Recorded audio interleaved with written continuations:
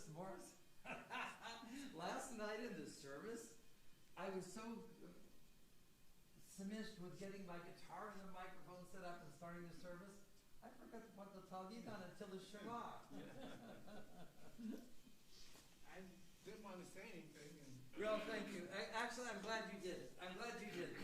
But it was a little comical to me to notice that, you know.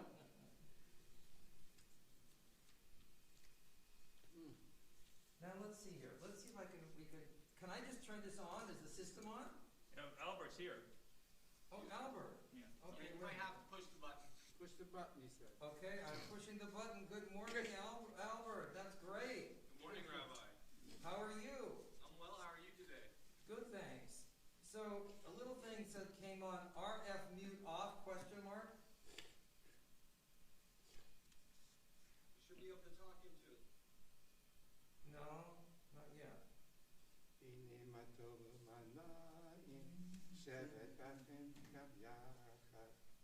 Oh, wait a minute. It's on mute. Now we're on. You're good. Yes, test. Test with the mask. Now, will you give me a signal when we're like live? Yeah, we're good whenever you want to start. Okay, so I'll sort of say, let's go ahead and start, and then we'll have you do it. Bravo. Thank you so much for being here. That's great. Okay, let me do this shift. Well, thank you, Deb. I'm so happy that we're on exactly the same page on that. Yeah. I mean, this thing it does circulate the air, but it still drives me crazy. Oh yeah, It still drives me crazy. It's so stuffy. yeah, we're not supposed to live this way. In fact, they're finding out that there are language delays for young children. Isn't that terrible? Yep. Isn't that terrible? You have to be able Let to see alone yeah. a whole thing of facial recognition. Children need to be able to see faces in order to determine emotional responses. That's exactly right. I mean, I find that with adults. I want to smile at someone, but I got to smile with my eyes. You know. Right. That's exactly the case. Yeah. That is so true. So the way I'm going to present it, and we're going to go ahead and start in just a minute as soon as I find the page here. I'll present it. Maybe we could do a little Zoom with, like, you know, you and Tom and Joni and I first, you know, and maybe a couple other people. And I'll present it as like. Ohel means. What? Matovu Holecha. Ohel. Third word, Matovu. Yes, Ohalecha. Ohalecha. I thought Ohel was a tent. Ohel is a tent. That's correct. Oh, yes, that's correct. Ohel is a tent. Yeah, and they say dwellings in the English instead of tent. Well, you know something? People dwelt inside their tents. But it's not an actual literal translation. It's not a close translation. You're right. Ohel is really a tent. Yeah, so I think what they say the tents. That's what it says. Yeah, Tents, yeah. dwellings. And Ohalecha are your tents. Yeah. Your dwellings. Yes. But since people dwelled, The means your. Yes, exactly. So since people lived in their tents, that's why they called it a dwelling. Tents are a subspecies of dwellings. Not quite as fancy as 3-story modern homes with air conditioning. Okay. So, would you like to start with Ma Tovu here? We can do that. We can do that. Okay. What page? We'll begin on page 140, and Albert there will, awesome. So hopefully we are now live at this moment. We want to welcome you to services here at Congregation Beth Am in Longwood, Florida. And you've come to the right place. We have our immediate past president, Dan Williams, with us here this morning. And that's special, and we want to thank Dan for helping to open up. We want to thank Albert from the Life Point Church for helping to coordinate and mastermind our video services this morning so that those who are online will be able to see this, not only for this moment, but also for eternity. My name is Rabbi David Barnett, and I'm the rabbi here of Congregation Beth Am, in case anyone has not tuned in before. We are going to begin our Shabbat Shacharit services, and that will take place on page 140 with the chanting of Matovu. Page 140. Matovu alecha Yaakov, mishkenotecha Yisrael, vani berov chastecha, avo veitecha, eshtachave elecha al kodshecha, biratecha. Adonai ahavti me'on beitecha, Makom mishkan kevodecha, vani eshtachave vechra, avar charifnei Adonai osi, vani tefilati lecha Adonai taratzon, Elohim berov chastecha, aneni be'emet ishecha. And there is a blessing. We don't always do it here, but it's sort of nice to do every once in a while. The blessing for the putting on the talit, that's found on page 142 in the middle. Baruch atah Adonai Eloheinu melech haolam, asher kiddushanu b'mitzvotav, v'tzivanu lihitatef b'tzitzit. And at this point, we're going to move ahead several pages to the early morning blessings. And if you think about it and look either in the Hebrew or in the English, these are in the order of appearance, in essence, from when you might first wake up and have consciousness in the morning. The first thing, if someone's especially in a rural setting, what is the first thing that they may hear? They may hear that early morning crow of the hen, the cry of the hen. And the word lesechvi is literally the hen, and they pray. This is a praise of God who gives God gives the ability to the hen to distinguish when daylight's going to come, as opposed to crowing in the middle of the night at 3 a.m. Now in Alaska, it's got those birds must really have a challenge up there when you have the different hours of the midnight sun, but that's a different question. So, and then it starts off, we're aware of our bodies. We feel our bodies. And then we remember that we're not lying in bed in chains, right? Like slaves. So we are free people, ben chorin or bat chorin if you're a woman. And then we remember our identity, being Jews. And then we might think of opening our eyes at that point and thanking God for being able to see. And then realize that we're not in a cage, God who frees the captives. And then we might try and stand up. And then realize if we can stand, God is zokef, kufim. He's lifting up those who are bent down. Now, if anyone has ever had sciatica, it's very painful. And it's painful to stand straight, even to get out of bed. So we take these things for granted. People have had a spinal injury, people have a broken vertebrae, compressed, the whole thing. And then we thank God for it. We hear sounds around us, and we thank God for sustaining the universe. And it goes on. So, page 146. Baruch atah Adonai Eloheinu melech haolam, asher natan l'sechvi v'na lavchin ben yom uven layla. Baruch atah Adonai Eloheinu melech haolam, shesani b'tzalmo. Baruch atah Adonai Eloheinu melech haolam, shesani ben chorim. Baruch atah Adonai Eloheinu melech haolam, shesani Yisrael. Baruch atah Adonai Eloheinu melech haolam, pokeach ivrim. Baruch atah Adonai Eloheinu melech haolam, malbish arumim. Baruch atah Adonai Eloheinu melech haolam, matir asurim. Baruch atah Adonai melech haolam, zokef kufim. Baruch atah Adonai Eloheinu melech haolam, rok haaretz al hamayim. Baruch atah Adonai melech haolam, shasani kol tzorki. Baruch atah Adonai Eloheinu melech haolam, asher echein mitzadik aver. Baruch atah Adonai Eloheinu melech haolam, ozer Yisrael b'gvura. Baruch atah Adonai Eloheinu melech haolam, oter Yisrael b'tifara. Baruch atah Adonai Eloheinu melech haolam, anoten layayev koach. And that last blessing is nothing small, by the way. You know, there's certain situations, sometimes of people have either overexerted themselves or who are ill, right? To have the strength to stand and to go about your day. God who gives strength to those who are weary. It just might be hard to get up and face another day. And we praise God for that. So those are very, very beautiful blessings. Let's continue on page 148.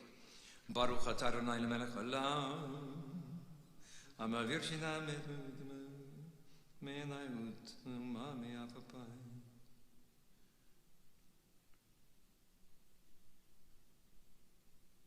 ותננו היום ולכל יום לכן וחסד רחמים ביניך וביני כל רואינו ותגמלנו חסדים טובים ברוך אתה אדוני גומל חסדים טובים לעמו ישראל. Now, sometimes we go over that paragraph very quickly and go on to the next paragraph, but let me just make a little note on that. I think it's more important sometimes to look at a prayer than to do every single prayer by rote at super speed. This prayer, coming right after those early morning blessings, simply asks God to direct us along the right way through grace and to give us his enlightenment, and so that we remain basically on the good side of the tracks. Page 148, continuing towards the bottom.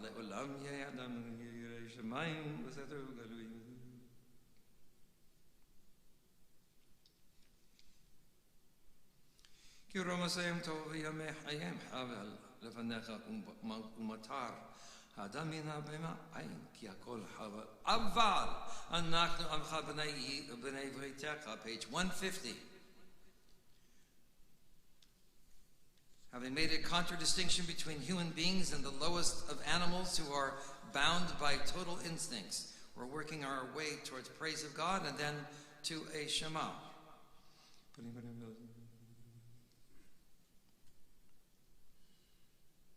אשרינו מה טוב חלקנו ומה נעים גורלנו מה יפה ירושתנו אשרינו שאנחנו משכיבים ומעריבים ערב הבוקר ואומרים פעמיים בכל יום שמע ישראל אדוני אלוהינו אדוני אחד אתה הוא עד שלא נברא קדש את שמך וקדש שמך קדש את שמך בעולמך ושבתך תרים ותגביה קרננו ברוך אתה אדוני מקדש את שמך ברבים. Page 152. ברוך אתה המלך העולם אשר קידשנו במצוותיו וציוונו לעסוק בדברי תורה.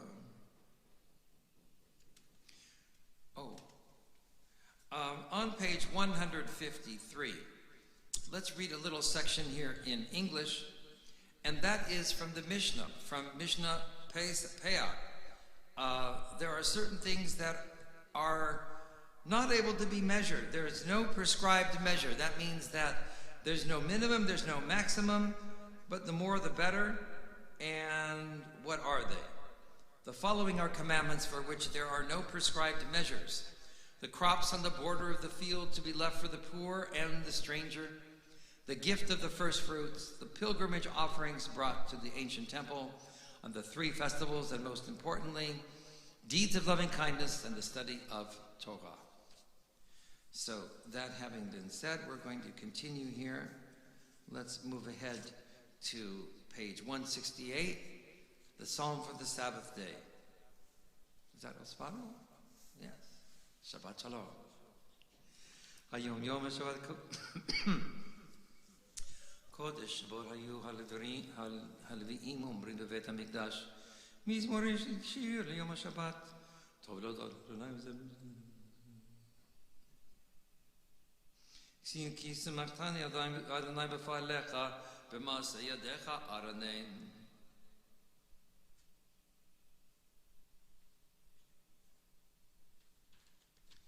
צדיק כתמר יפרח כארז בלבנון יזכה שתולים בבית אדוני בחצרות אלוהינו יפריחו עוד ניבו בשיבה דשנים רנין יהיו להגיד כי ישר אדוני צורי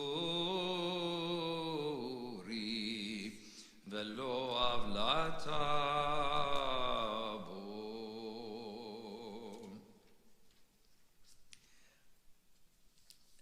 I feel motivated here to do something that we have never done during my time here in this congregation, but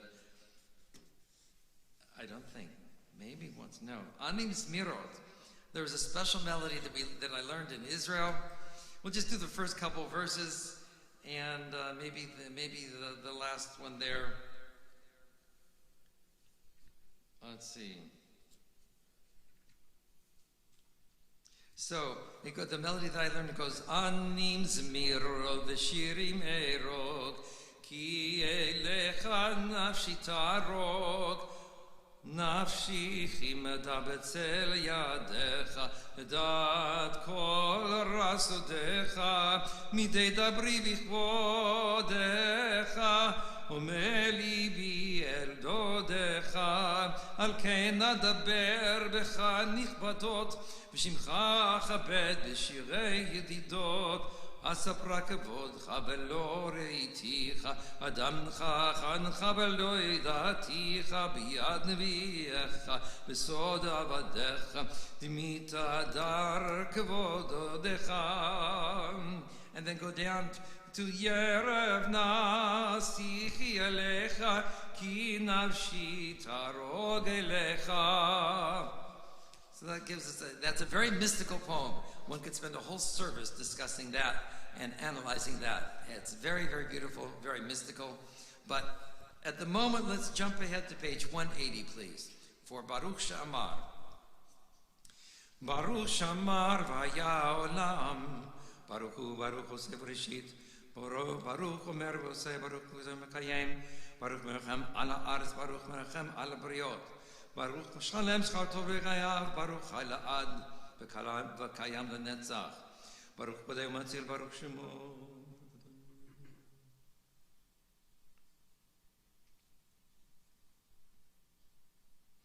Melech Meshubach Muvar Aliyat Shmo HaGadol Baruch Atah Adonai Melech Meholal Batishbachot. You know, every day is precious.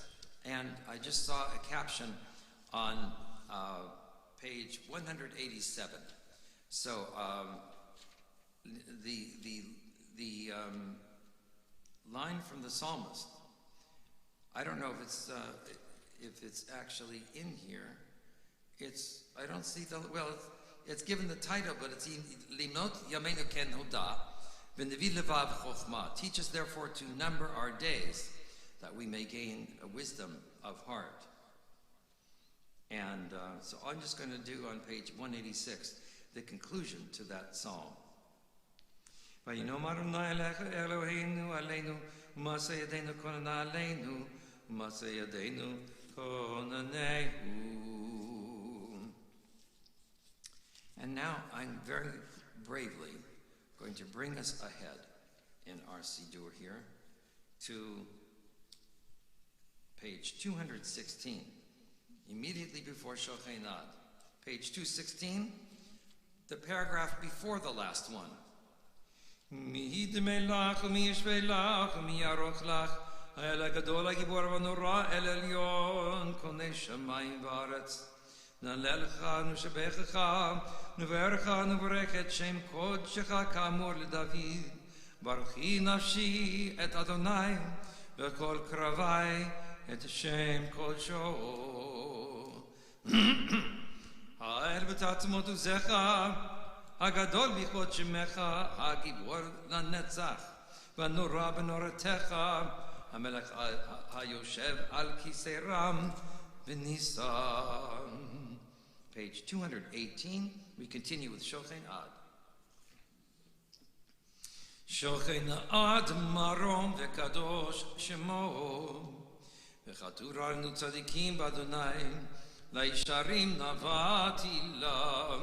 בפי שרים תתהלל, ובדברי צדיקים תתברך, ובלשון חסידים תתרומם, ובקרב קדושים תתקדש, ובמקלות רבות עמך בית ישראל.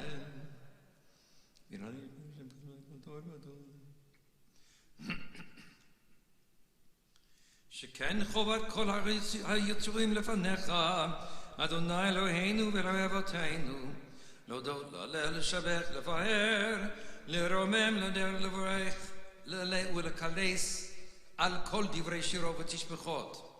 דוד בן ישי, עבדך משיחך, ישתבח שמך לעד מלכנו. על המלך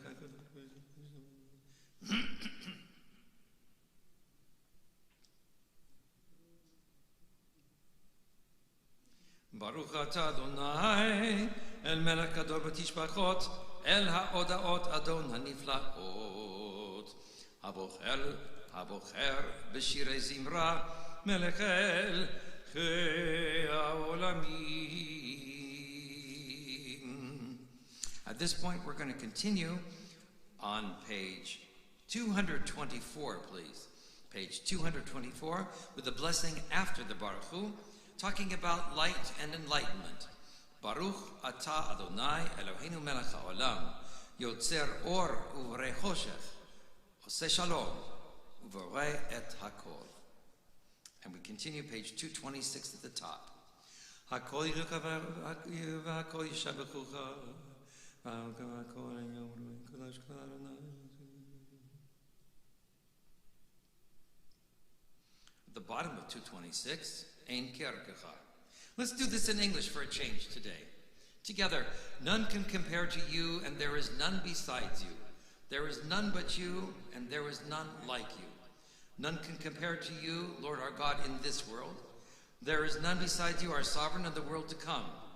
There is none but you, our Redeemer, bringing the Messianic era, and there is none like you, our Redeemer, assuring immortal life. And that is going to bring us, we'll skip a page or two and bring us to page 230, please.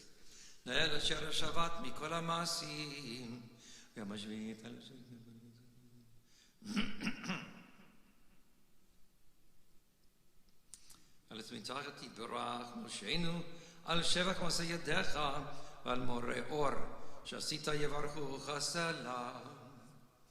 And because page 232 deals with festivals falling on a weekday, we continue page 234, Tiparach Tzureinu.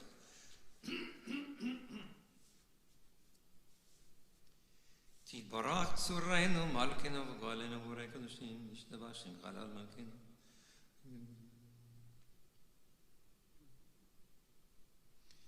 Four lines down in the middle, Kulam Ahovim.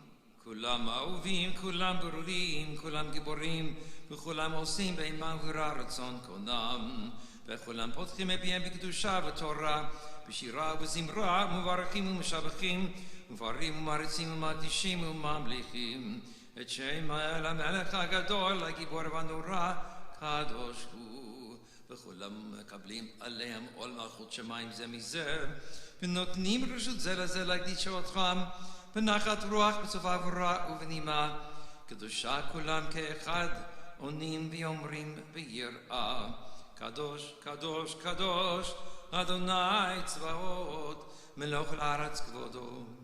והאבנים בחיות הקודש, ברעש גדול מתנסים למצרפים, ומתם משבחים ואומרים, ברוך כבוד אדוני ממקומו. Page 236. Baruch nimotiteinu.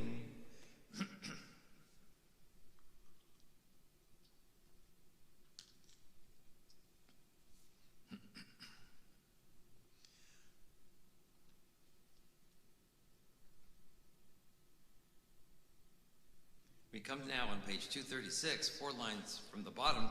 One of my favorite lines in the Tanakh. I'll just do it in English so you have an idea. Those who are viewing and may not understand the Hebrew, what it is. With divine goodness, God renews daily the continuing work of creation. So creation is an ongoing process.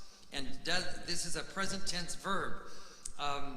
The PL form, ha-mechadesh. So God is continually renewing in his goodness the acts of creation.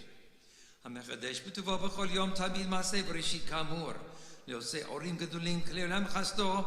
אור חדש על ציון תאיר, ונזכה כולנו מהרה לאורו, ברוך אתה אדוני, יוצר המאורות. Page 238. עבר ואהבתנו לאלוהינו, חמלה גדולה ותרחמת עלינו.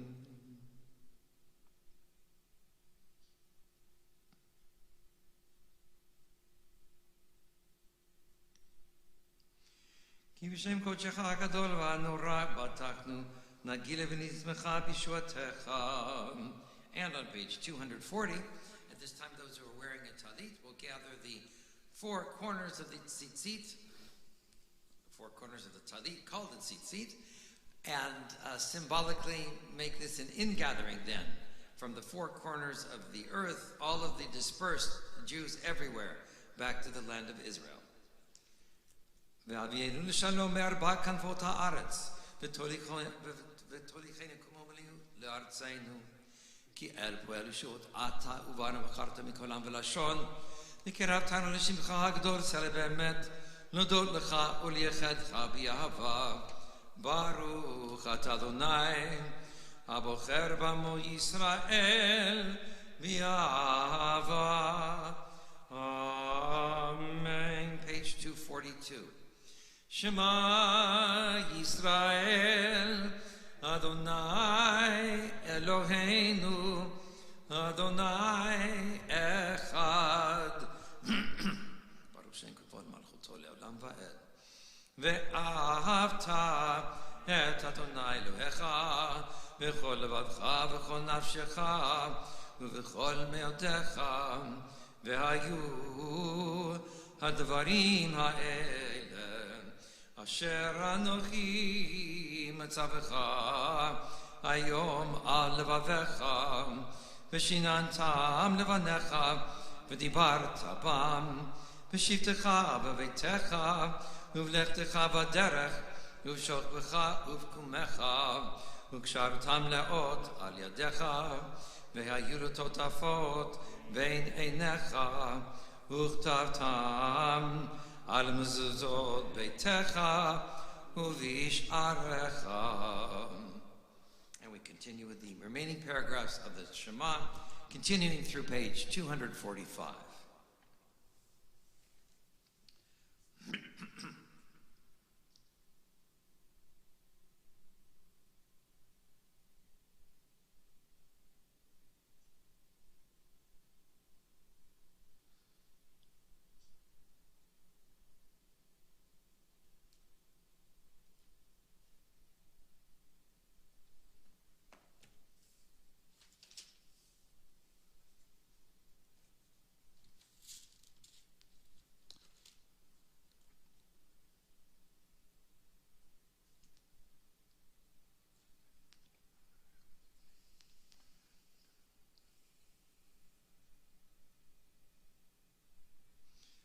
On page 246, 4 lines from the bottom.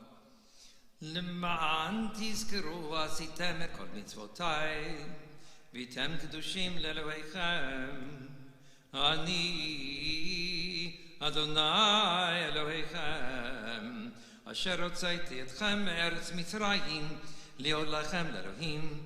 אני אדוני אלוהיכם, אדוני אלוהיכם אמת. And we continue page 248.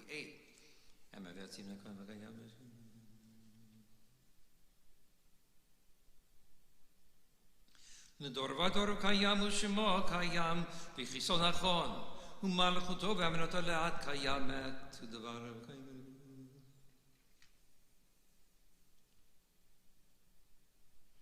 אמת שאתה הוא אדוני אלוהינו ואלוהי אבותינו, מלכנו מלך אבותינו, גואלנו גואל אבותינו, יוצרנו צוי שורתנו, פודנו מצילנו מעולם שמך.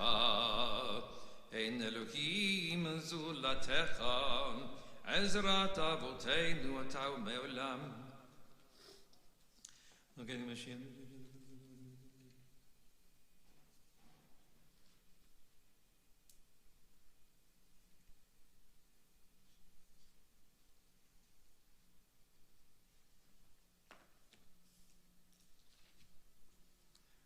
On page 252, תילולל עליון ברוך ומבורך משה בני ישראל לחדו שירה בשמחה רבה ויאמרו כולם מי כמוך באלים אדוני מי כמוך נהדר בקודש, נורא תהילות אוסף אלה.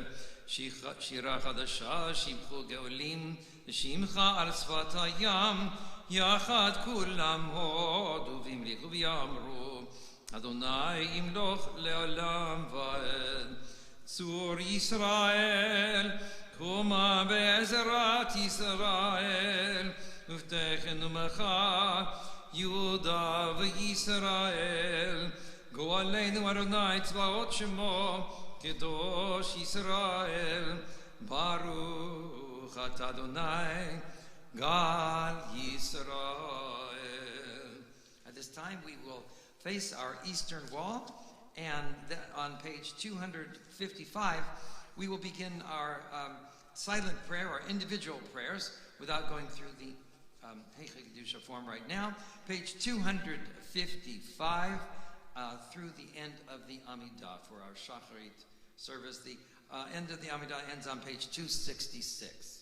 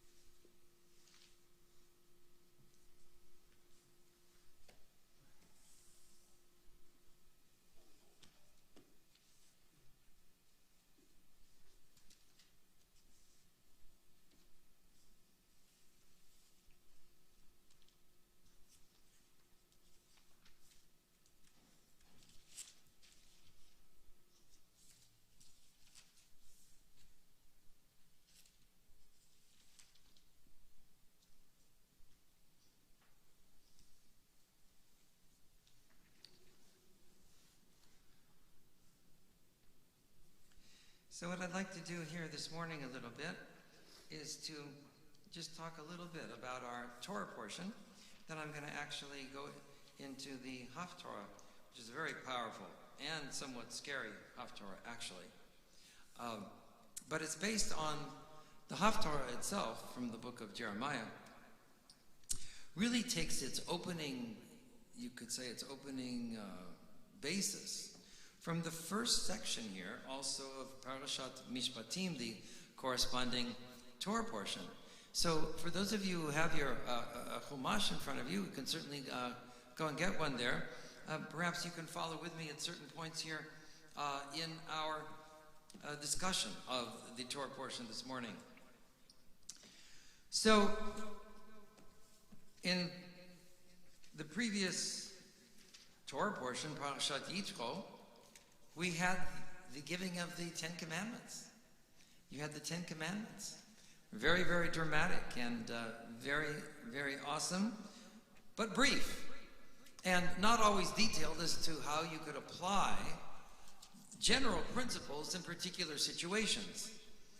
And so it's not by coincidence that immediately following the general principles, we have a whole collection of examples of how to administer law and how to behave and how to order one's decisions and activities in a variety of other contexts, very differing contexts, but they all serve to elucidate the main concept of how we can sometimes take a general principle and then apply it to a particular case. And then every once in a while, as we're going to come to see here, you will have a reiteration of a general principle again, which is really very, very significant, because you can't always predict every single particularity of every single situation. That's impossible. That's why for 3,000 years, both in Jewish law and then of course we have one attorney here at least in American law and civil law, going back even to English, British law. You have case histories that are built up that become precedents of laws, because each time you may have a new situation and the decision may need to be adapted to new conditions, and that becomes itself then a precedent for further later decisions. And that is basically the ongoing process of judicial development, judicial casuistry, and the whole developments and ramifications of that. But here we have one principle that's quite interesting. So on page 456, we have the idea, these are the principles, the rules that you are supposed to set before them. In other words, God is, it's worth noting this. So rather than call on one of you to read, which normally I might do, because we're on the video in the YouTube here, who may not hear, I'm going to go ahead and read the lines. So on page 4, this is the Eitz Chaim, by the way, the Eitz Chaim Chumash, page 457, verse 2. When you acquire a Hebrew slave, he shall serve 6 years.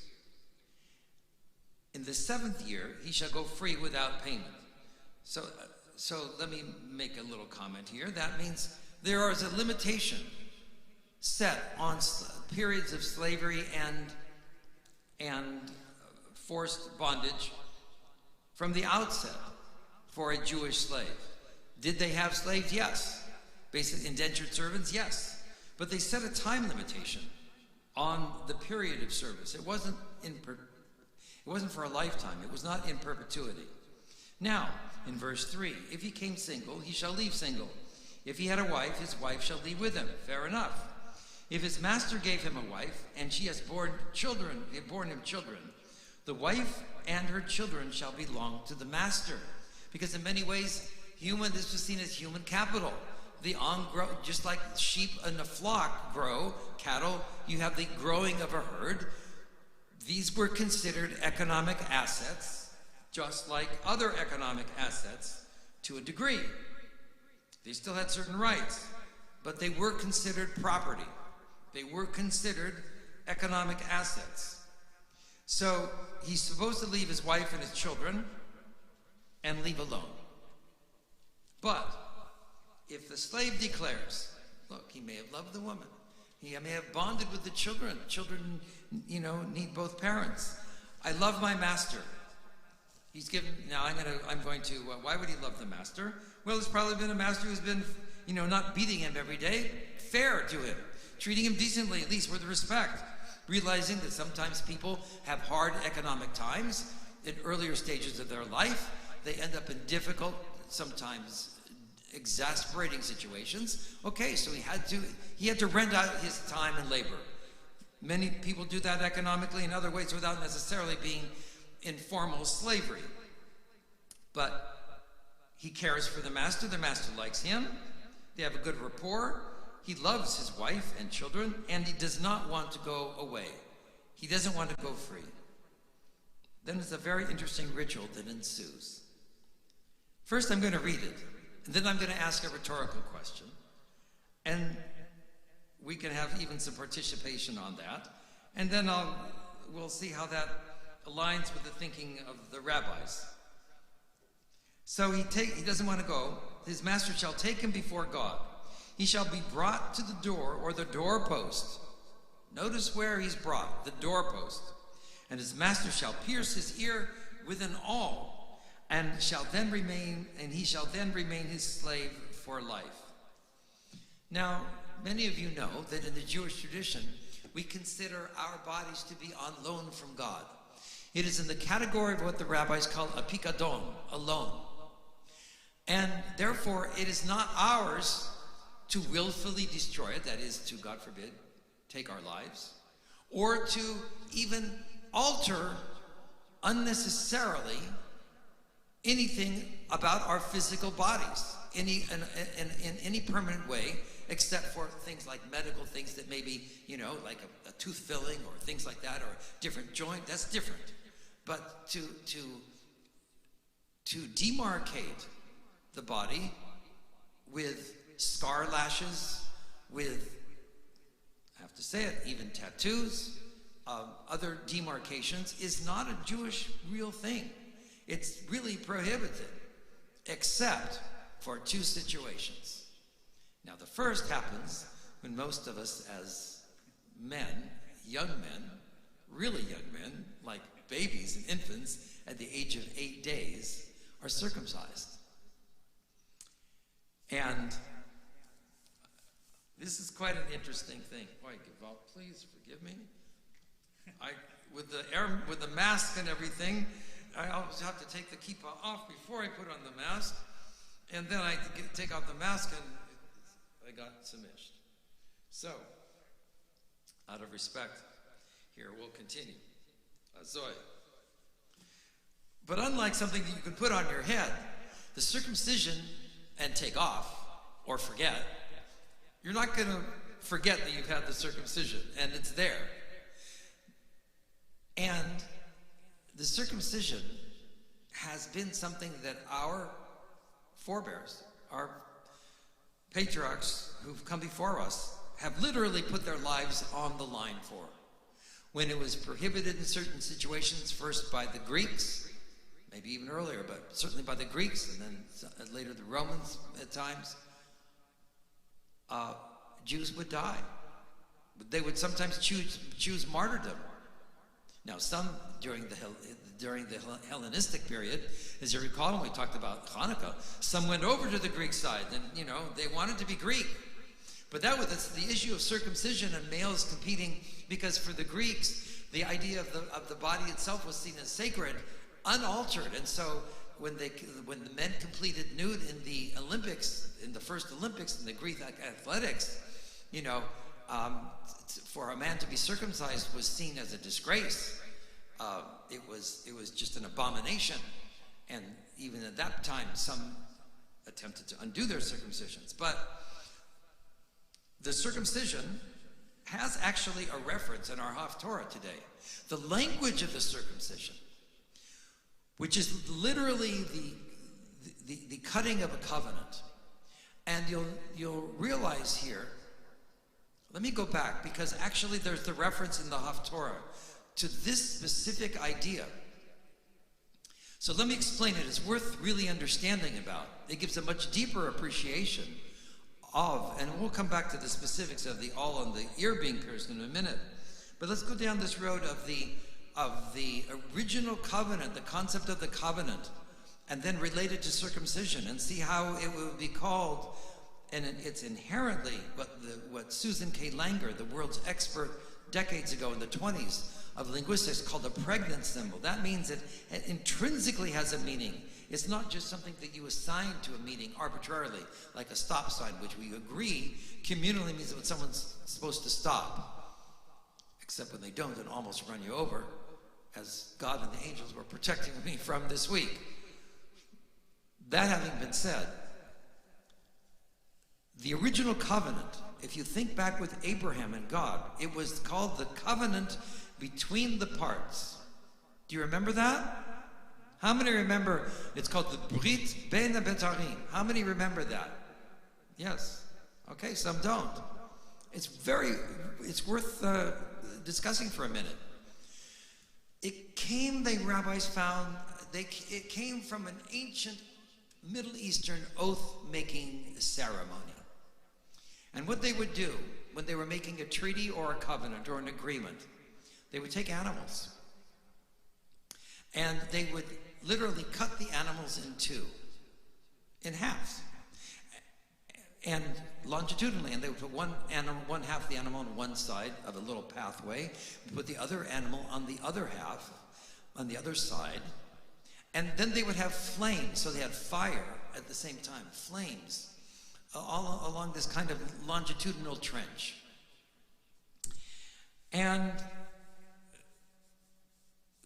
they would make an oath or a covenant literally by cutting these animals, and it was called then the covenant between the parts. Now there's this very strange ritual that's done in the book of Genesis with Abraham, and there's this mist that comes and it gets cloudy, and it's quite mystical, but you have all of these images present there. And the idea is, if you think back at the little childhood rhyme, which is not really so nice, but you know, it was like, cross my, if someone was trying to tell the truth, you ever remember hearing it, right? They say, are you really telling me the truth? Cross my fingers, hope to die, stick a needle in my eye. Do you remember hearing that, right? So it's like a really bad thing that you would wish upon yourself if you're not telling the truth. Well, literally, that is what they did in this oath-making ceremony, this covenant-making ceremony. They would cut the animals apart. And intrinsically then, the concept is that if the parties to the oath did not adhere to these agreements and to these covenants, they should be cut apart just like the animals. So it's very dramatic. So that is embedded linguistically, even in the language of making a covenant, which is not la'asot brit, which is not the language for make a covenant, but literally cut, lichrot, cut a covenant. Hence, circumcision, which involves actual cutting, is inherently connected linguistically and intrinsically to the fundamental notion of the process itself. And that's because it has that intrinsic linguistic connection. That is why Susan K. Langer called it such a thing, a pregnant symbol. So, that is the first alteration that's allowed. And the only other one, to my knowledge, that's allowed and even mandated is this situation where you have a slave who goes free. They take him to the doorpost. We'll talk about more of the doorpost in a second. And pierce his ear. Now, nowadays, we have to put this in context. Nowadays, kids, young men, women, pierce the ears and they think it's cool. Right, have a big hole. I've seen many people, I don't know if you have, ears with holes bigger than a quarter in the earlobe. And this is like, they just do it. Okay. But in ancient times, many of us still think that's a disgrace, right? It's a cherpa. It's just something that's like an abomination.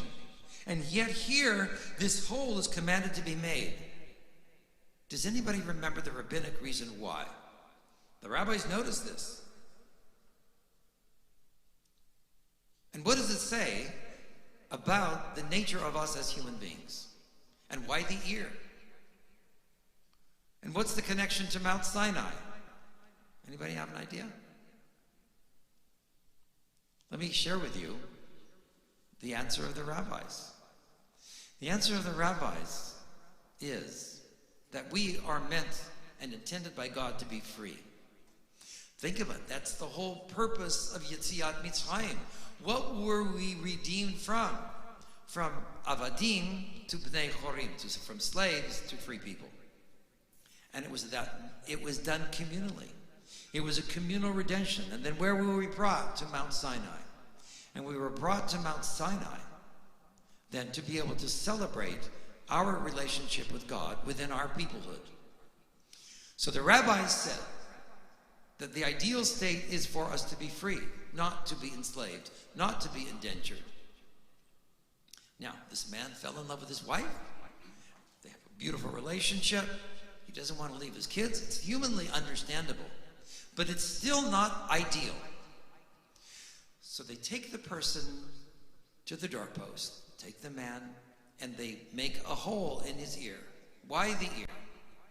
Because the ear, the rabbis say, the ear that heard the commandments on Sinai, the ear that heard the revelation, the ear that heard the general proclamations about our peoplehood and the nature of our freedom.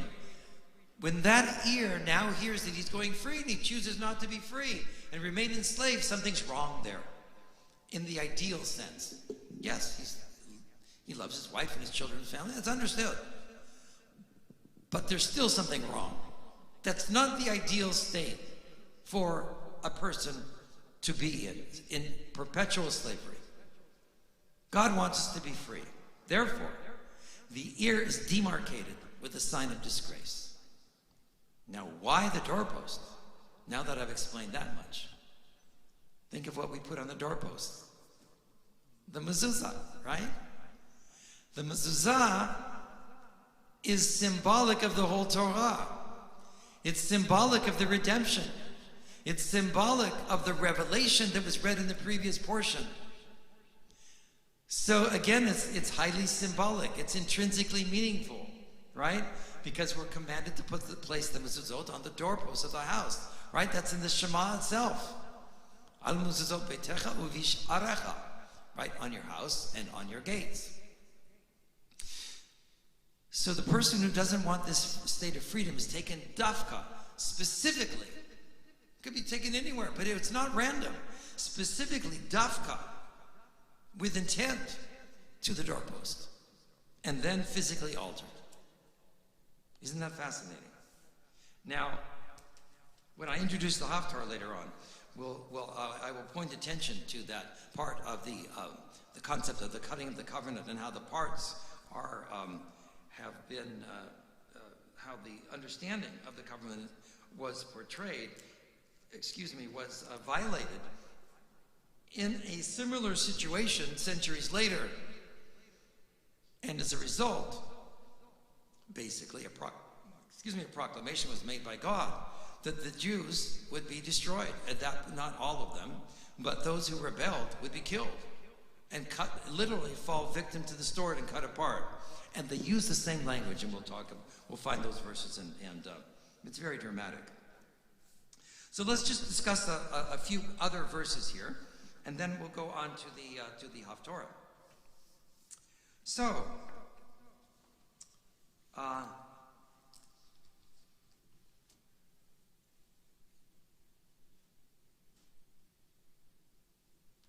we have the next section in verse 7, when a man sells his daughter as a slave and she goes to another man to be betrothed, and the master doesn't like her, he's supposed to let her go free. He doesn't have the right to sell her to outsiders, because there was the understanding in that culture that she would be a wife to him, and one of his wives perhaps, and then if he breaks faith with that, then he's to give her freedom, and to be able to live her life in a state of freedom after that. Same thing with his son. If for some reason that's not consummated, she's supposed to go free. Okay, let's go ahead just a little bit here. I want to point out a very, very famous section of Jewish law here. It doesn't take too much space here, but it's very significant. And that is on page 459, verse 12. He who fatally strikes a man shall be put to death.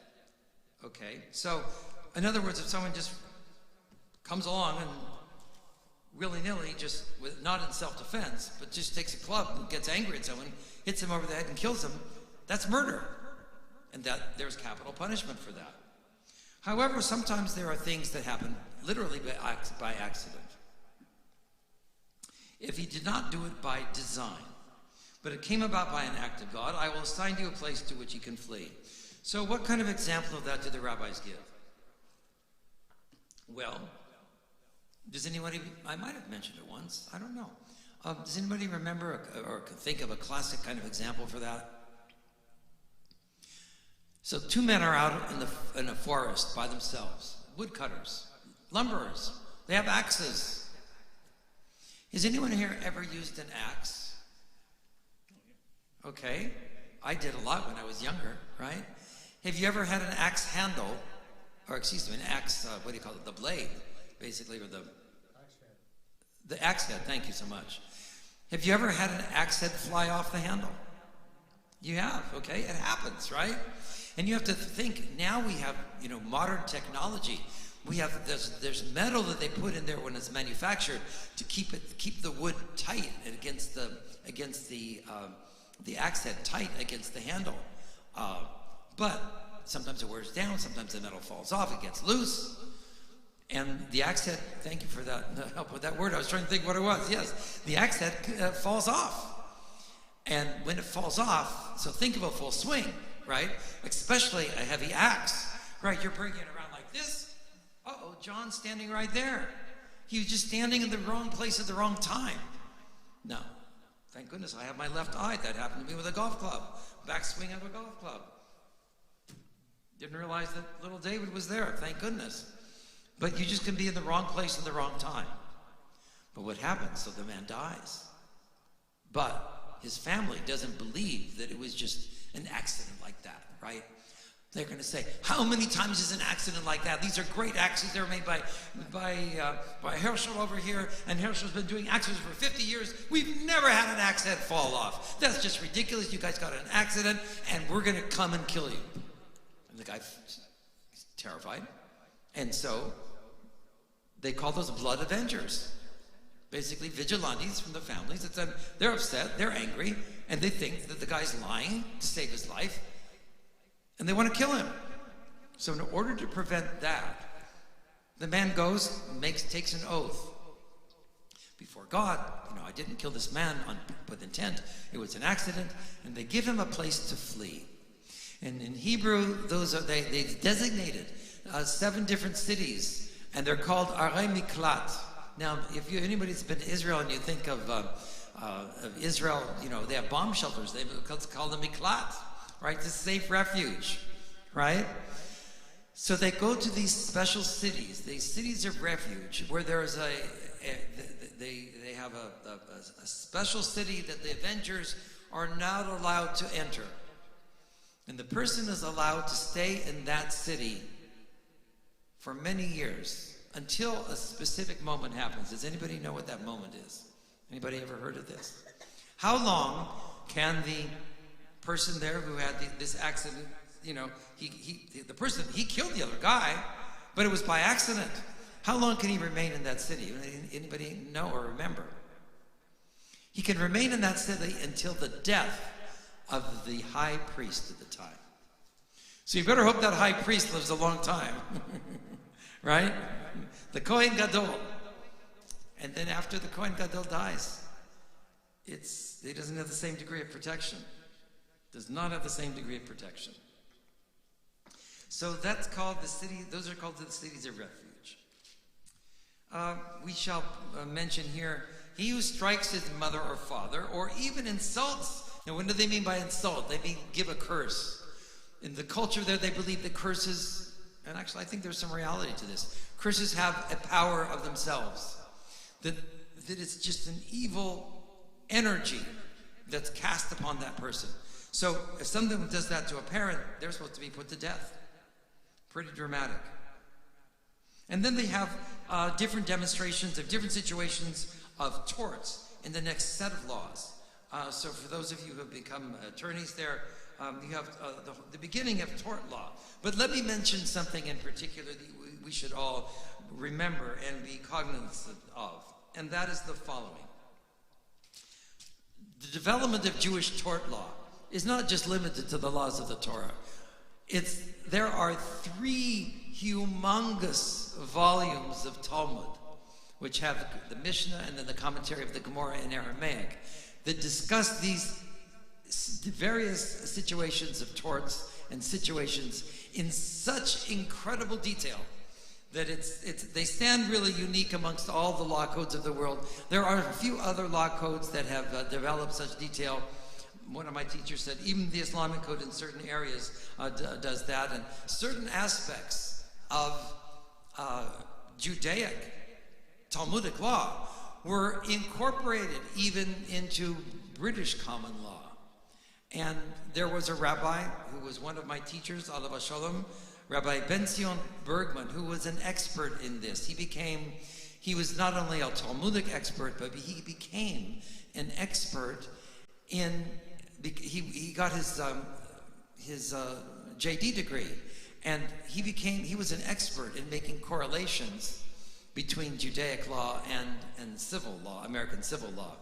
He had a photographic memory as well, so law school was like such a snap for him. And of course, he could make all these correlations and everything. Let me ask here, Toby, in your work as an attorney, did you ever, when you were in school, did you ever come across correlations between Judaic law that came to your mind and British common law or American common law?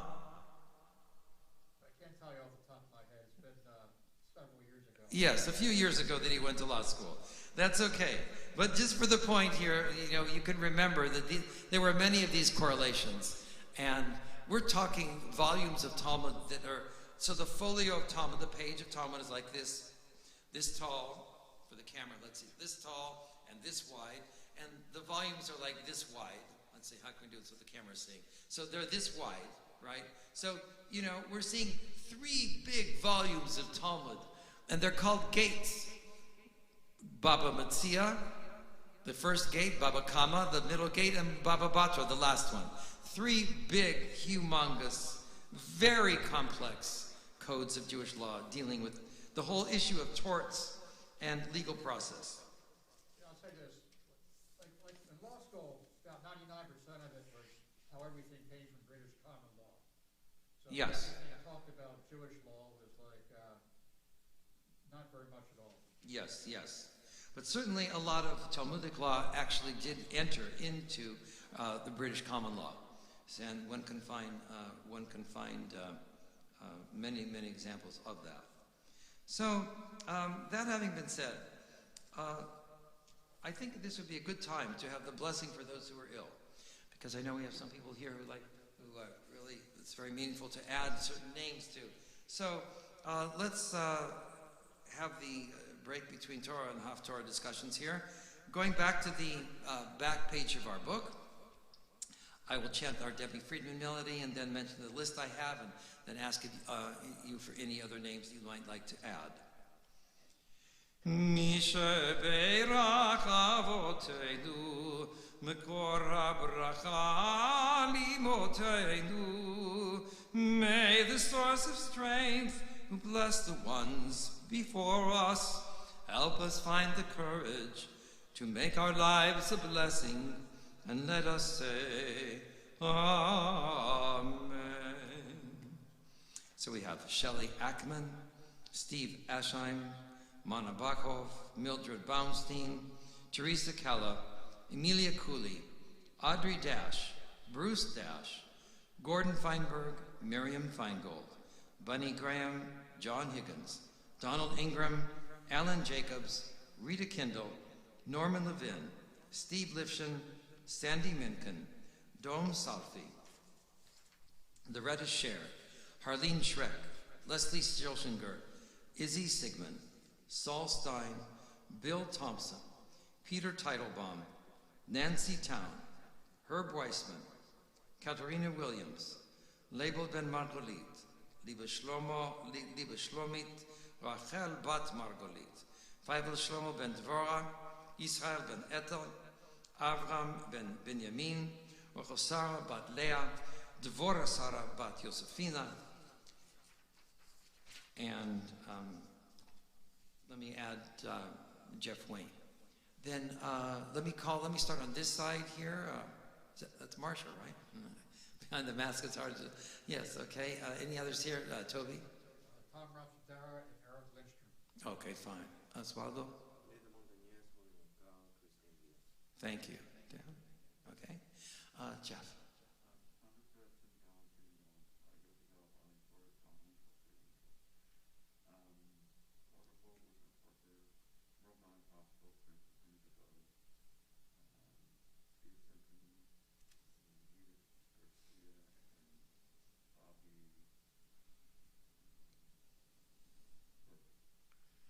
Thank you. Thank you. Morris, any? Okay, good. So, and we'll say, Ush'ar HaCholim שנמצאים במקומות שלנו. Okay. The final paragraph here. מי שברך אמותינו מקור הברכה לאבותינו. Bless those in need of healing with the refuah shlema, the renewal of body, the renewal of spirit, and let us say, Amen. Okay, so now let me invite you to turn to your Haftorah portions. So you'll notice here on page 482, the issue is what I mentioned to you in the first part of our Torah reading, slaves. There was supposed to be a release among slaves. Let me start reading just a couple verses in English. The word which came to Jeremiah from the Lord after King Tzidkiyahu in Hebrew, had made a covenant with all the people in Jerusalem to proclaim a release among them, that everyone should set free his Hebrew slaves, both male and female, so that no one should keep his fellow Judean enslaved. Now, what was the time frame? What was the situation here? The Babylonians were on the back porch. They thought there was going to be invasion. They thought then that if they released the male slaves, they'd be able to stand up and help the regular Israelites fight against the Babylonians. And so they released them for a little bit. But then the Babylonians, according to the footnotes in the documentation here, the Babylonians did not come full force at that time because they were afraid that the Egyptians would be attacking them on their rear flanks. So they retreated, or they went back. At that point, having made this agreement, this reenaction of the earlier covenant, in other words, from the time of Moses, having made this reenaction formally of this covenant and pledge to release the slaves, they went back on their word and took them back into bondage. God didn't like it. So let's read on here. Everyone, officials and people, this is line 10, who had entered into the covenant agreed to set their male and female slaves free and not keep them enslaved any longer. They complied and let them go. But afterward, they turned about and brought back the men and women they had set free and forced them into slavery again. God didn't like it. So in verses 13 through 14 there, recapitulates the part of the Torah. And then in verse 15 says, lately you turned about and did what is proper in my sight, namely, you did the right thing, and you made this big proclamation and made a covenant. And by the way, please look at page 483 in the Hebrew. The first word, we're going to take a look at it here. Vatichretu. Vatichretu. And you made a covenant. Now, one of the things I do for those in my Hebrew class, I try and have you find the root. So what is the root of that first word? What letters form the root of that first word? And I'll give you a hint, it's not the first or second one.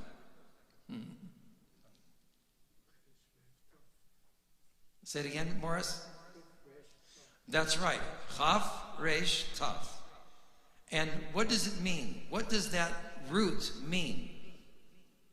That we would pronounce it if we put vowels, karet. mostly. What does it mean? To cut. To cut. That's to cut. Remember, this is the language. Lichrot is the infinitive form. To cut a covenant. So again here, the language of making this covenant is implicit with the etymological nuances that is in the word itself, this imagery of cutting. So he says, you made this covenant accordingly before me in the house which bears my name. That was the temple or the synagogue at the time. Then what happened in verse 16?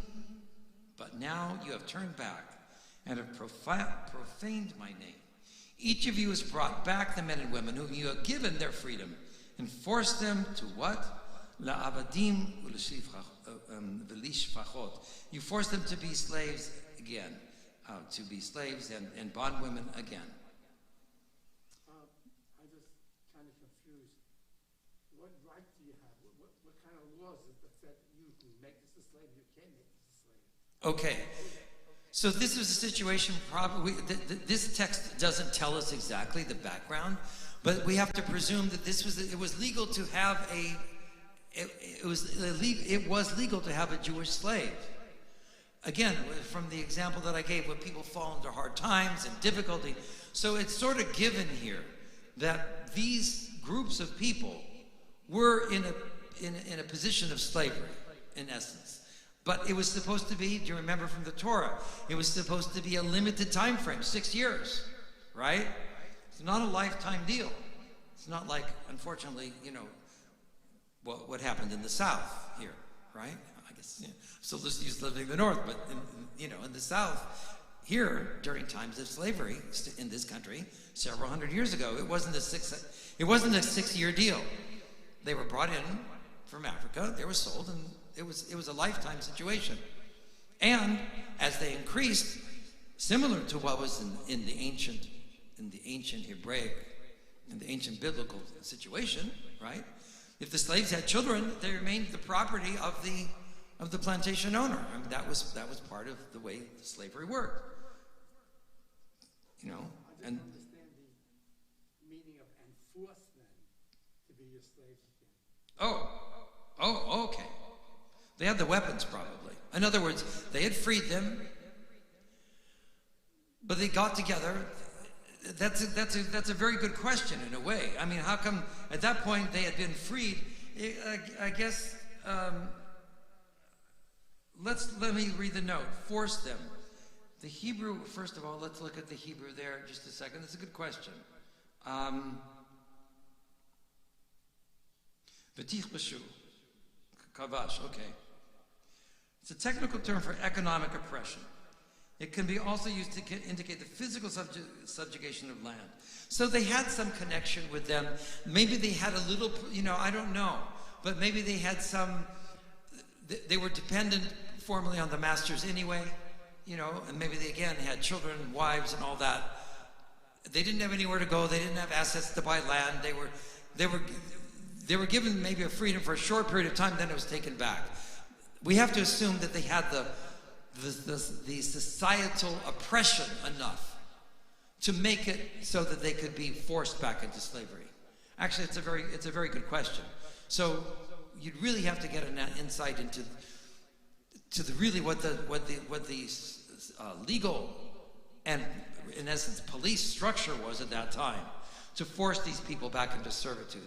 It's a great question. We'd have to really, you'd have to find like a cultural anthropologist and archaeologists, a team of cultural anthropologists and archaeologists who would maybe really, and then who would be able to maybe give a greater insight into that, to really what happened.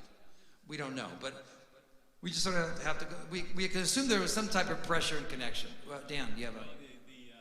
The modern version of that was when the slaves in the South were freed. The comment is they had freedom and nothing but freedom. Yes. So they could easily be forced back, into a virtual form of slavery. Right. And I'm recalling my junior high history now, and high school history, for example, the whole thing of sharecroppers, right? They would have their freedom, but they didn't have assets to buy land. So they would maybe buy a portion of thing, and it was like they were still working in the land, but they didn't have full title and they had to work for the title. You know, it's a situation very reminiscent of what that former oppression was. Toby. When did the Talmud or whatever stop sanctioning slavery? When did this whole business of being able to enslave somebody for 6 years go by the wayside? It's a very interesting question. I have to tell you, in Nenio Dea, I don't really know. It's a very interesting question. At what moment in history did that happen? It did have to happen during probably the Talmudic period. That's a great question. I don't know the answer to that. I have to be honest.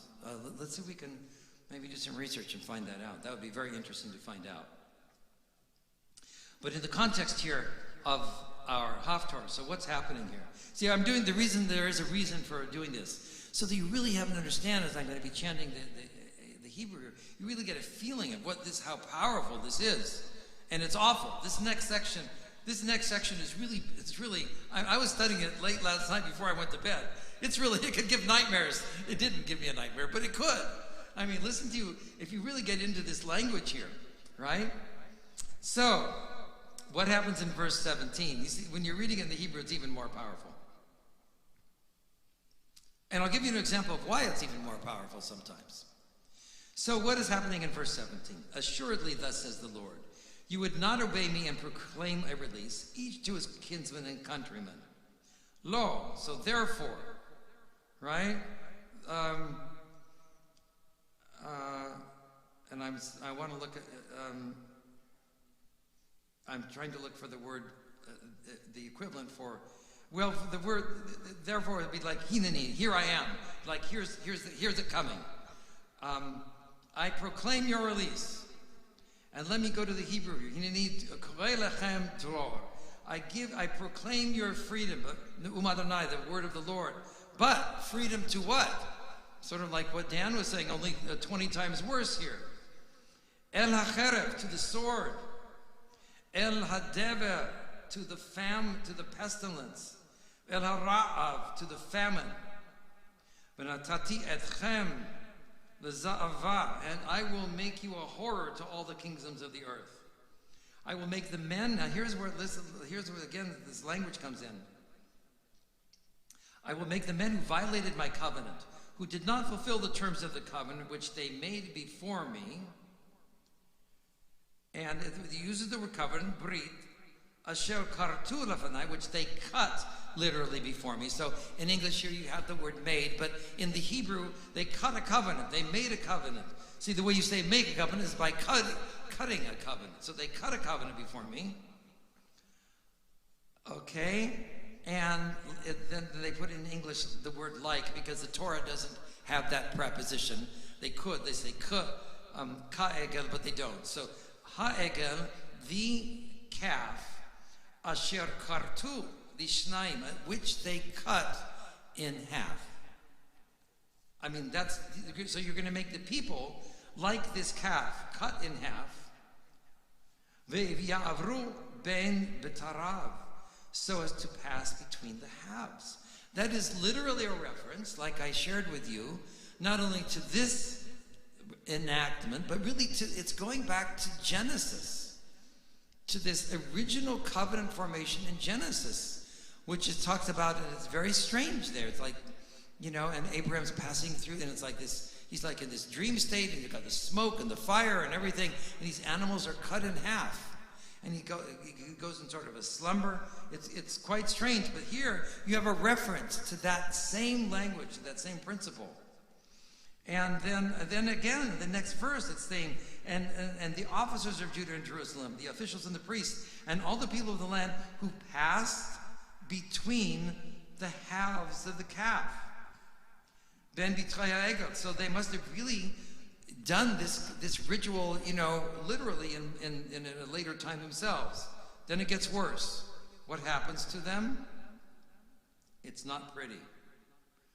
Their carcasses shall become food for the birds of the sky and the beasts of the earth. In other words, what? Why does he mention the carcasses here? What's the idea here? Because earlier we talked about, things of burial and all that. They're not even buried. They're not even given the dignity of a burial. They're like, like animals that just die in the field. They're not even given the dignity of a human burial, which is like so central to so many aspects of our tradition. It's, in the colloquial, we could say it's really bad news. It's really bad news, right? And then it gets, if it could get worse, it gets worse. So he hands over the king and all his officers to their enemies who seek to kill them, to the army of the king of Babylon, which is withdrawn from you. And then God gives the command, in fact, for the Babylonians to come back. They shall attack it and capture it and burn it down. And then what happens to the land itself? He's going to make the area of Judah shmama, a desolation, me'en yoshev, without even an inhabitant. But on page 484, you don't end this. It's a rabbinic tradition. If you have like this was devastating, right? This is totally devastating. It's really a rough Haftorah, right? It's a horrific Haftorah in terms of course, I'm not saying that, the words of Jeremiah are horrific. The fact that he shouldn't have written, I'm saying that what he describes as a result of the Jewish people straying and the punishment that ensued is horrific. But there's a rabbinic rule, you don't end on something horrific. And so you have some good news on page 484. So I'm going to go ahead and chant the Haftorah for us. Because, was this meaningful to go through this like this? Was it interesting? To really understand, what it is you're reading. It's not just mumbo jumbo and it's not just mishmash. It's really intense language that's intrinsically connected with our origins as a people. So it's not really, as Haftarah will go, it's not the longest. So I'm going to give my best to do that here. And unless anyone else would like to read Haftorah today, anyone else able to? Okay. It's a little rough to expect someone to do it on site. Page 326. I'd like to, I'll do the blessing before. Baruch atah Adonai Eloheinu melech haolam asher bachar b'nviim tovim v'ratza b'divreihem hanemarim be'emet. Baruch atah Adonai הבוחר בתורה ומשה עבדו ובישראל עמו ובנביאי האמת והצדק. הדבר אשר היה אל ירמיהו מאת אדוני אחרי קרות המלך צדקיהו ברית את כל העם אשר בירושלים לקרוא להם דרור וישלח איש את עבדו ואיש את שפחתו העברי והעברייה חופשים לבלתי עבד בם מיהודי אחידו אחיהו איש וישמעו כל השרים וכל העם אשר באו בברית נשלח איש את עבדו ואיש את שפחתו חופשים לבלתי עבד בם מאוד וישמעו וישלחו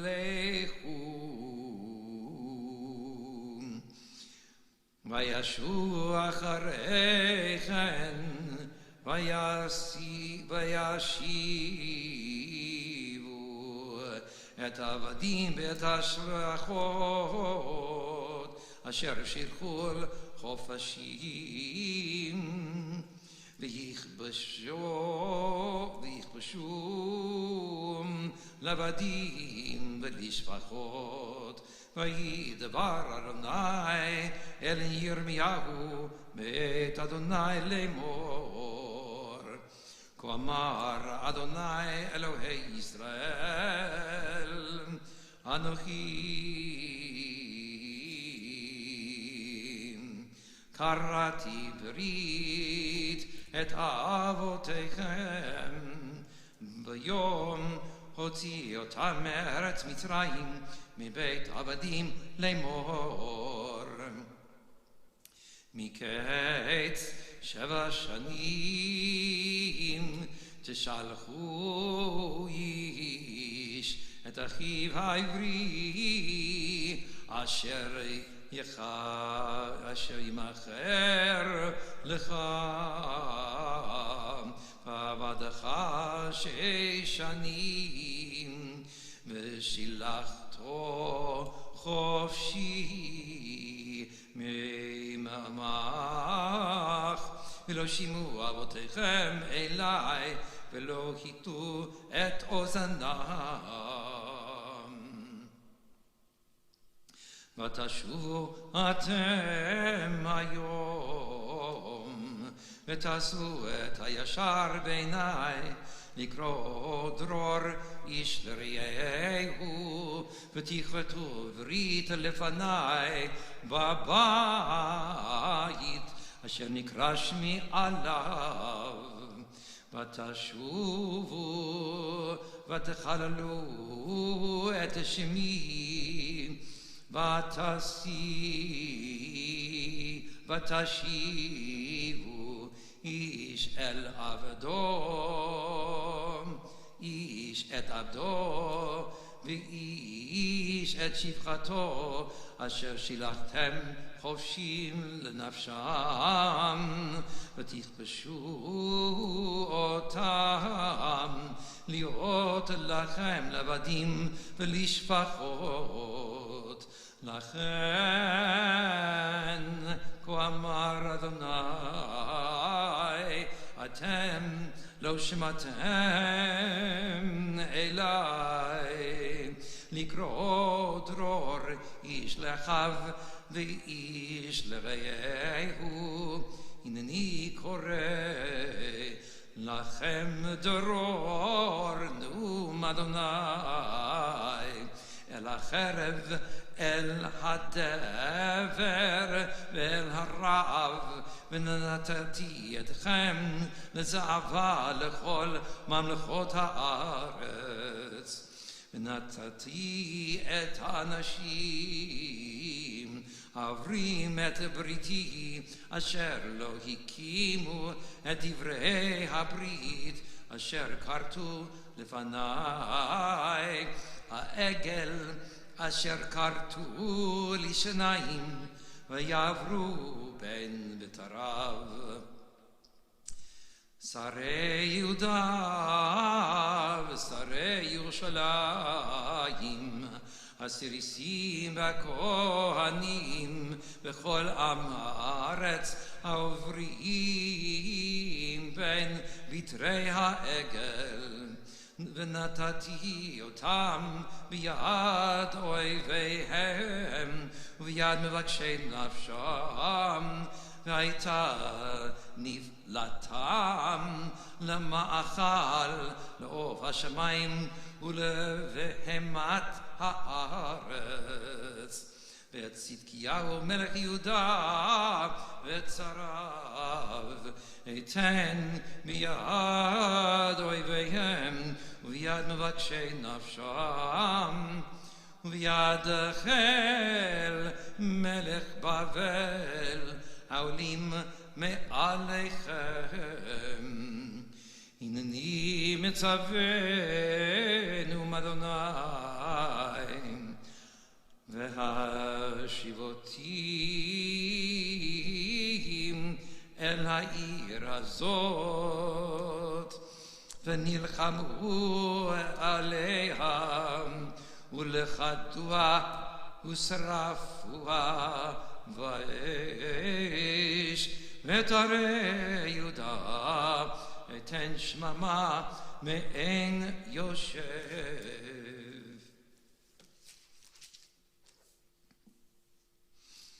כה אמר אדוני אם לא בריתי יומם ולילה חוקות שמיים וארץ לא שמתי גם זרע יעקב ודוד עבדי אמאס מקחת מזרעו מושלים אל זרע אברהם ישחק ויעקב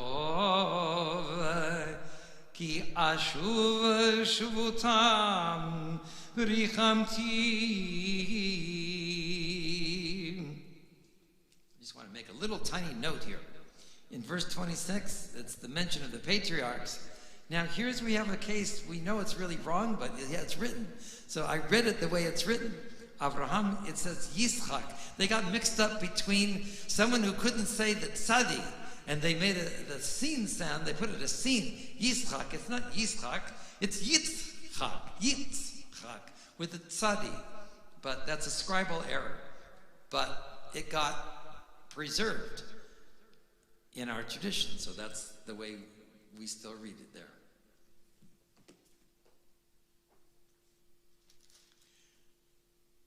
Baruch atah Adonai Eloheinu melech haolam tzur kol ha'olamim tzadik b'kol hadorot el ha'ne'eman ha'omer v'yoseh ha'medaber u'mekayem shekol devarav emet b'tzedek ne'eman atah hu Adonai Eloheinu v'ne'emanim devarecha v'devar echad midvarecha achor lo yashuv rekam ki el melech ne'eman barachaman atah Baruch atah Adonai האל הנאמן בכל דבריו רחם על ציון כי בית חיינו ולאהבת נפש תושיע במהרה בימינו ברוך אתה אדוני משמח ציון בבניה שמחנו אדוני אלוהינו ואליהו הנביא עבדך ובמלכות בית אבי תמשיכך במהרה יבוא ויגל ליבנו על כיסא לא ישב זר ולא ינחלו עוד אחרים את כבודו כי בשם קודשך נשבעת לו שלא יכבה נרו לעולם ועד ברוך אתה אדוני מגן דוד על התורה ועל העבודה ועל הנביאים ועל יום השבת הזה שנתת לנו אדוני אלוהינו לקדושה ולמנוחה לכבוד ולתפארת על הכל אדוני אלוהינו אנחנו מודים לך ומברכים אותך יתברך שמך בפי כל חי תמיד לימלוך לעולם ועד ברוך אתה אדוני מקדש השבת amen. And at this time we're going to invite you to turn, please, to page. There we go.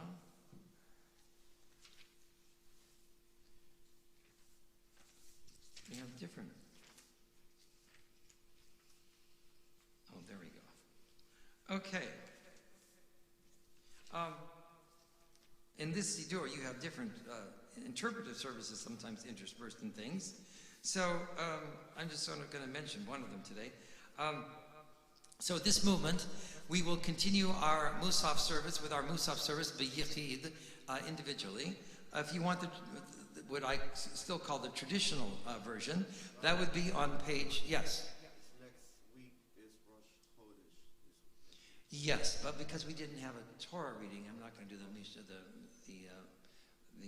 what do you call it, the Misha Berach for that, yes. Mevarchin HaChodesh, yes. But we can say that the month of Adar does begin during the next week there. So tune to it on your calendars. And this year we have 2 months of Adar. This is one of the 7 out of 19 years in which the rabbis intercalculate an extra month. In order that, why did they do it? Let me ask you before I give you the answer. There's one simple answer. So that the lunar cycle coincides with the solar cycle. Sort of, kind of. But not exactly. But sort of, kind of. Who else? You're on track, but yes. So, like Toby. 2 months of the year coincide with harvests and planting and so forth. And Well, that's true. You're getting warmer. If you combine Dan's answer and your answer, Marcia? Our months are by the new moon, and so we have to catch it up every.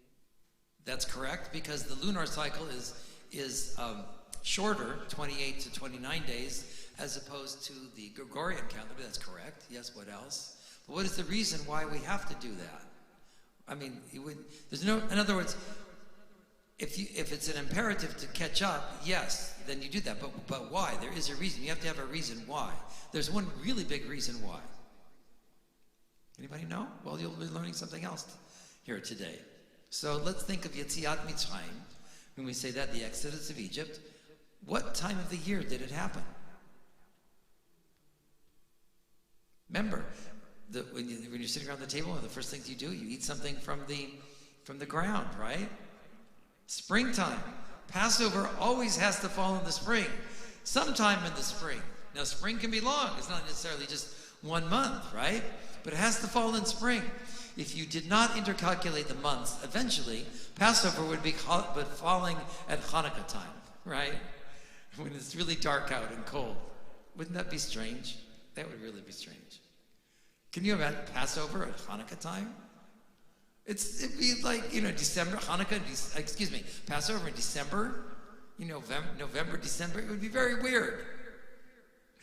Okay, am I the only one to? How many would feel weird if Passover fell in December?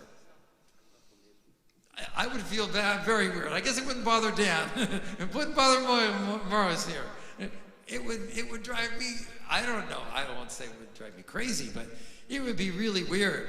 It would be, for me, it would, Well, Rabbi, for us, but for people from South America, from Argentina, it's different. Yes, that is correct. For people, yes, that's right. People who used to living in the southern hemisphere, it is upside down that way anyway. That's a different orientation. That would be a different study. That having been said, the interpretive Musaf is found on page 376. I'm just announcing it here. Yes. Well, I was hoping. I don't know, and we have sort of a rule of thumb here. So I think the answer is going to. I don't know what the answer is. What? I mean, now that you brought it up, I was trying to not indicate that it would be a problem, but now that we're still on live stream, I'm going to choose today not to do it. We don't know; it's an unknown to us. How many are online at the moment? So, for the sake of our viewing audience, who would not be able to tell how many of you are sitting there, and in order to preserve the dignity of the congregation, I'm going to make the rabbinic decision to go forward here and just do it individually, page 357 or page 376.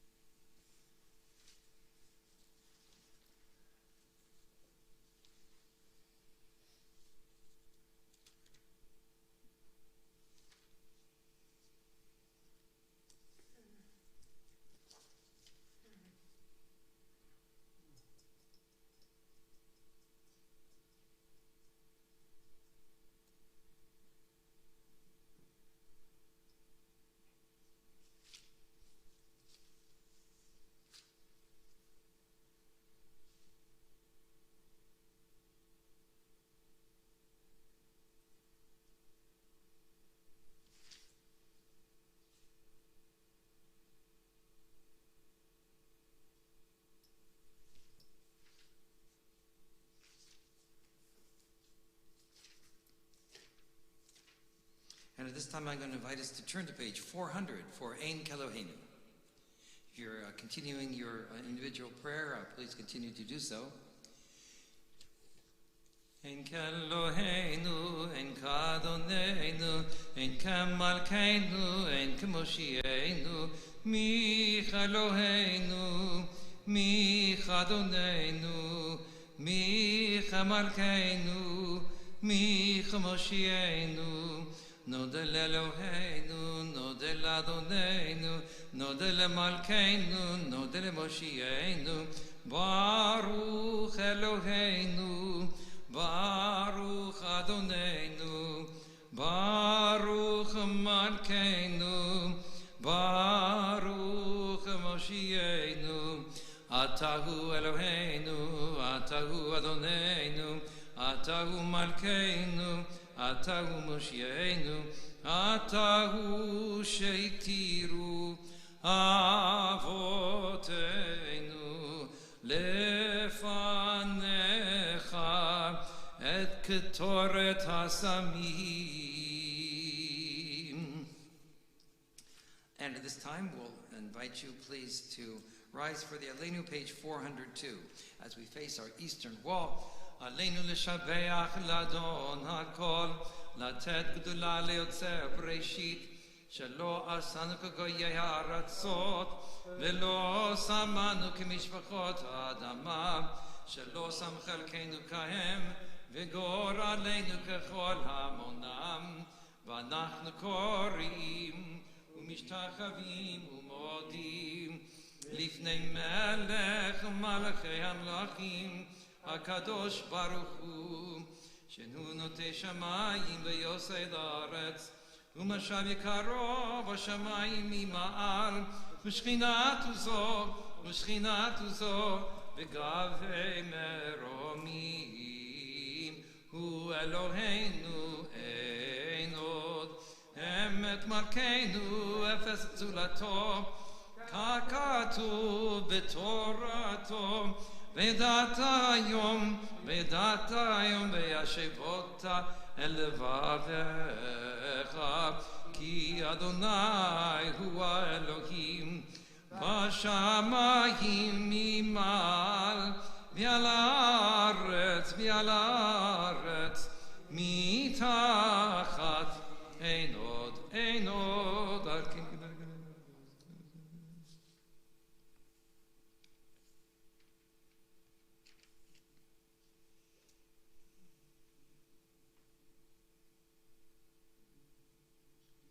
כי המלכות שלך היא למי תמלוך בכבוד, ככתוב בתורתך, אדוני ימלוך לעולם ועד, ונאמר, והיה אדוני למלך על כל הארץ, ביום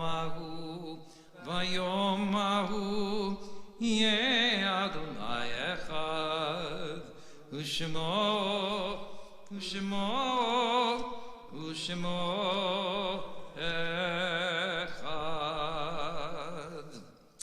And please be seated. Now, at the risk of being somewhat, let's say, of opening myself to the charge of being somewhat inconsistent, there is a reasoning to what I'm going to say now, and that is that I would rather, given the significance of our Kaddish, I would rather be more lenient in that area, actually, than maybe certain prayers, because of all prayers, the Kaddish is so special.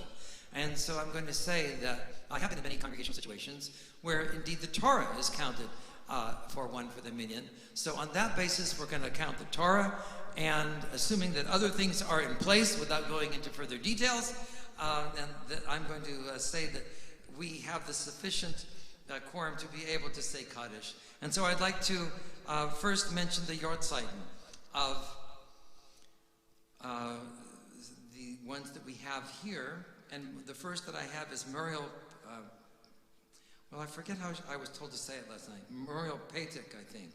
And this is the mother of Naomi Morris. And Dina Evans, grandmother of Herbert Weissman. Jack Simon, stepfather of Linda Zlatkis. And Moshe Saltauer, father of Shlomit Cohen. Is anyone, do we have any other Yortzeitim to recall on this Shabbat? Okay. In that event, anyone who is reciting Kaddish, I'm going to lead it now for us on page 410. Yitgadal v'yitkadash Shemei Rabbah. Be'alma divra chilutei v'yamlich malchutei. B'chayachon u'v'yomechon u'v'chayei dechol Beit Yisrael. Ba'agala u'vizman kariv v'imru amen. Yehi Shmei Rabbah mevorach le'olam u'lemei olmaya. Yitbarach v'yishtabach v'yitpo'ar v'yitromam v'yitnoseh. V'yitadar v'yitaleh v'yithalal. Shemedekudesha brichu. Le'ela min kol birchata v'shirata. Tushmechata v'nechemata. Damiran ve'alma v'imru amen. Yehi shlamar Rabbah min Shemaya.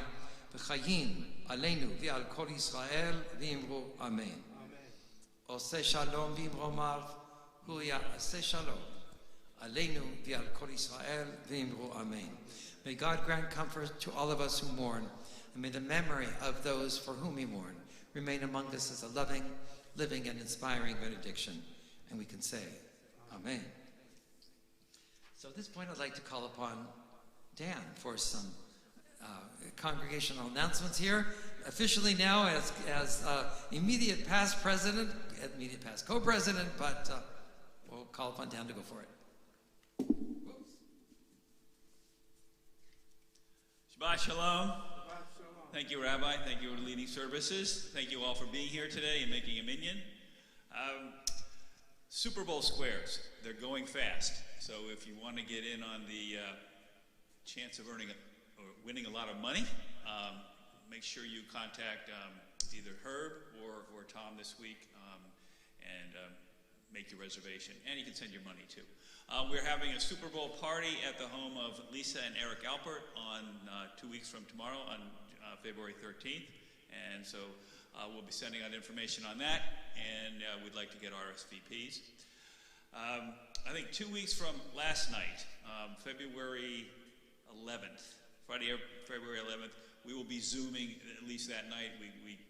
The church has something going, like they have a father-daughter dance that evening, so we won't be here, but we'll send more information on that as well. Other than that, Shabbat Shalom. To see the rim. That was it. Okay. We're about to order the new Sidurim, and I think we have, from what Habra Kadisha gave us, we have enough to buy, I think, about 40 copies. You can also buy them for yourself, or you can buy them to donate to Congregation Beth Am. The price will be $22.50 per Sidurim, and I think if you'd like to do that, just call the synagogue office.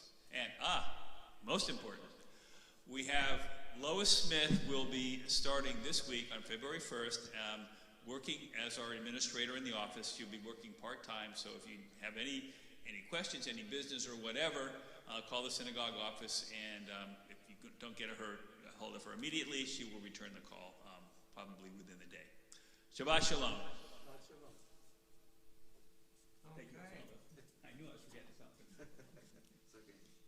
And it looks like there's going to be a little bit of a kiddush there that Jeff is going to be helping with. Yes, so thank you. Okay, good. So, at this time, let's invite everyone please to turn to page 412, and we will conclude with Adon Olam. Adon Olam asher malach בטרם כל יציר נברא נתנסה וחפצו כל אזי מלך שמו נקרא אדון עולם ואחרי ככלות הכל לבדו ימלוך נורא אדון עולם והוא היה והוא הווה והוא יהיה בתפארה אדון עולם והוא אחד ואין שני להמשילו להכבירה אדון עולם בלי ראשית בלי תכלית ולא העוז והמשרה אדון עולם, והוא אלי וחי גואלי, וצור חבלי בעת צרה אדון עולם, והוא ניסי ומנוס לי, מנת כוסי ביום אקרא אדון עולם, בידו הפקיד רוחי, בעת אישן ואירה אדון עולם, ואם רוחי גביעתי, אדוני לי ולא אירא אדון עולם. אשר מלך עשה וחפצו כל, אזי מלך שמו נקרא אדון עולם. Okay, Morris, you got me on the final verse too. Good. Shabbat shalom to everyone. One other request, after the Kiddush, could we put the chairs back to the side? Thank you. Only those under the age of 80 are allowed to participate in that.